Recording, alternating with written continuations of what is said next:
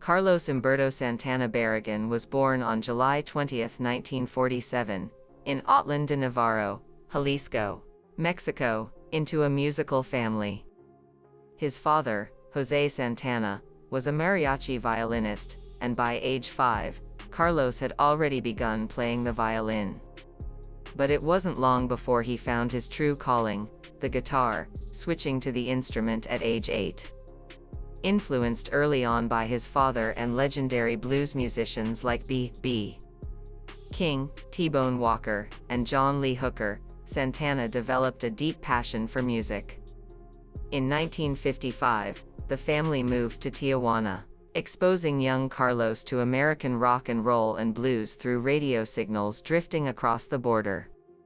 By the early 1960s, the Santana family had relocated again, this time to San Francisco, where the city's vibrant counterculture scene shaped Carlos's musical vision.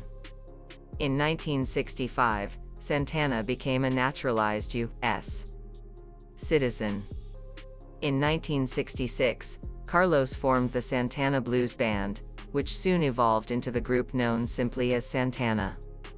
The band was groundbreaking, fusing rock, Latin jazz, blues, and Afro-Cuban rhythms with Carlos's melodic, blues-based guitar lines and Latin percussion including timbales and congas.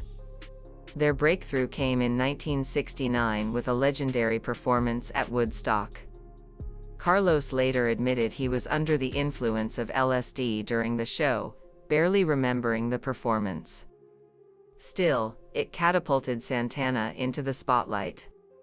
Later that year, their self-titled debut album Santana was released, featuring the hit Evil Ways.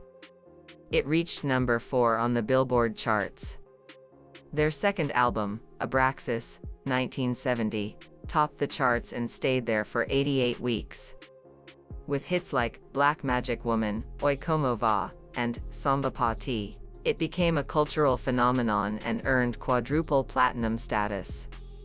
The band followed up with Santana 3 in 1971 and Caravanserai in 1972, which marked a shift toward jazz fusion, a nod to Carlos's admiration for Miles Davis and John Coltrane. His music continued evolving, becoming more spiritual and experimental over time. In the early 1970s, Carlos became a disciple of Indian spiritual teacher Sri Chinmoy, who gave him the name Devadip, meaning, the lamp of the light of the Supreme. He embraced this spiritual journey deeply. Later in 1992, Santana converted to Christianity, further deepening his personal and musical transformation. Although his spiritually infused experimental albums like Illuminations, 1974, with Alice Coltrane, were less commercially successful, they were artistically bold. Columbia Records even labeled some, like Lotus, 1974, as career suicide due to their niche appeal. Despite tensions with his label, Santana pressed on, releasing Amigos, 1976, and Moonflower, 1977, keeping the spirit of innovation alive. Over the years, the band's lineup changed frequently, but Carlos remained its core. He collaborated with a wide array of artists including Buddy Miles, John McLaughlin, and Herbie Hancock, continuing to push musical boundaries. In 1999, Carlos Santana staged one of the greatest comebacks in music history with the album Supernatural. The star-studded project featured artists like Rob Thomas, Lauryn Hill, and Eric Clapton. It sold over 25 million copies and won 9 Grammy Awards, tying Michael Jackson's record for most Grammys in a single year. The album's standout single, Smooth, became one of the most successful songs of all time, ranking second on Billboard's list of greatest singles ever. Santana followed up with albums like Shaman, 2002, All That I Am, 2005, Corazon, 2014, and Blessings and Miracles, 2021, each continuing his legacy of fusing cultures, styles, and deep spirituality. To date, Santana has sold over 100 million records, performed for more than 100 million fans worldwide, and earned 10 Grammy Awards along with 3 Latin Grammys. He was inducted into the Rock and Roll Hall of Fame in 1998 and received the prestigious Kennedy Center honors in 2013. In 2023, Rolling Stone ranked him 11th on their list of the greatest guitarists of all time. But behind the fame and accolades lies a powerful story of trauma and survival. Between the ages of 10 and 12, Carlos Santana was sexually abused by an American man who took advantage of his vulnerability. The abuse occurred after the family's move to Tijuana in 1955. The man, whose identity Santana has never publicly revealed, manipulated young Carlos with gifts and toys, luring him across the U.S.-Mexico border in a deeply predatory act. In a 2000 Rolling Stone interview, Carlos bravely shared this dark chapter of his life. He revealed that he suppressed the memory of the abuse for decades, an all-too-common survival mechanism among trauma victims. The abuse occurred during a pivotal time in his childhood, just as Carlos was discovering music and forming his identity. While his father's mariachi background provided structure, and American rock and roll inspired passion, the trauma cast a long shadow, inflicting emotional wounds that would take years to fully confront.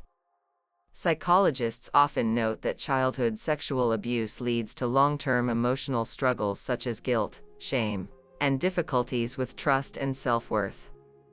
In Santana's case, the trauma likely contributed to his complex relationship with fame, relationships, and self-identity. Although Santana immersed himself in the counterculture movement and poured his soul into music, he didn't begin actively healing from his abuse until adulthood. Revisiting those memories brought clarity and pain, but also opened the door to reclaiming his personal narrative. Carlos credited much of his healing to spirituality. Sri Chinmoya's teachings offered him a path of meditation, self-transcendence, and peace.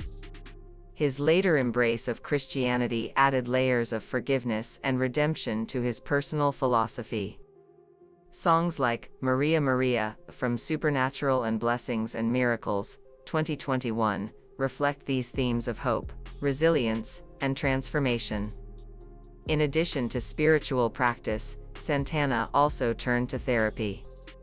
While he has not spoken publicly about the specifics of his therapy journey, professional help is crucial for survivors of trauma. Therapy likely helped Santana confront the pain, understand his experiences, and develop healthy coping mechanisms. Perhaps most significantly, Santana channeled his suffering into his music. His guitar has always spoken volumes, its emotive tone a direct extension of his soul.